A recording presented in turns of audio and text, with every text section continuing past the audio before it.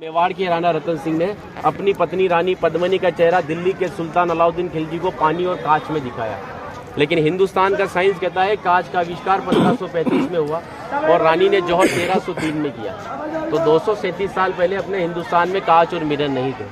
और अलाउद्दीन खिलजी के साथ में पर्सनल राइटर आया था जिसका नाम था अमीर खुसरो, जिसने उस समय किताब लिखी थी तारीख अलाई। उसने लिखा था कि मेवाड़ की महिलाओं ने अपने सतीत्व धर्म के खातिर जौहर किया और राजपूत कभी भी कॉम्प्रोमाइज करना नहीं चाहते थे। चित्तौड़ के ऊपर युद्ध होने का सबसे बड़ा रीजन था व्यापार, क्योंकि हिंदुस्तान में कभी भी कोई भी मुस्लिम कम्युनिटी पहले नहीं था।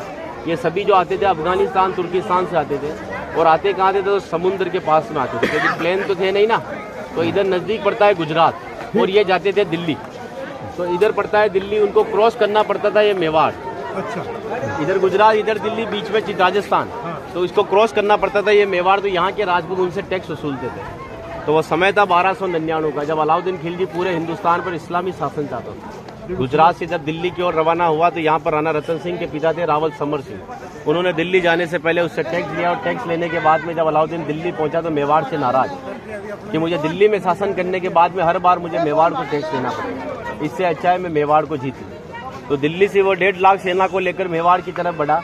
लेकिन चित्तौड़ से दिल्ली का डिस्टेंस 600 किलोमीटर है। तो उसने पहला स्टॉपेज 1301 में रणथंभौर के किले पर डाला सवाई माधोपुर। वहाँ का राजा था हमीर देव चौहान, जिसको मित्र बनाया और उसी मित्र को रात को खाना खाते समय पीठ के पीछे छुरा घोंप कर मार दिया। उनकी पत्नी थी रंग देवी। हिंदू धर्म के अंदर रात में चिताएं नहीं जलती है, तो वहाँ की महिलाओं ने पानी में कूदकर जल जौहर कर लिया, बच्चियों ने, सभी ने।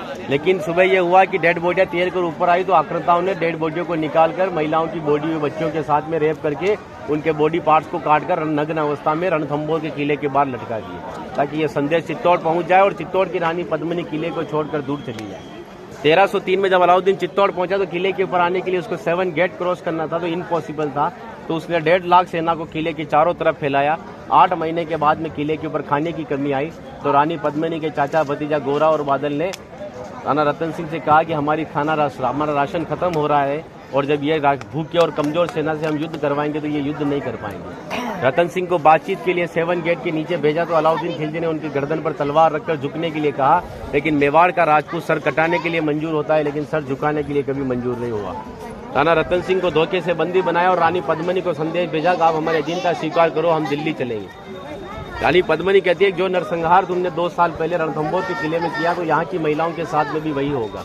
इस वजह से जहाँ मैं जाऊँगी वहाँ ये वीरांगनाएं चलेगी। 2 महीने का समय लिया। अलाउद्दीन खिलजी ने 700 डोलियाँ किले की ओर भेजी, लेकिन रानी पद्मिनी को पता था कि मेवाड़ में घूंघट सिस्टम है।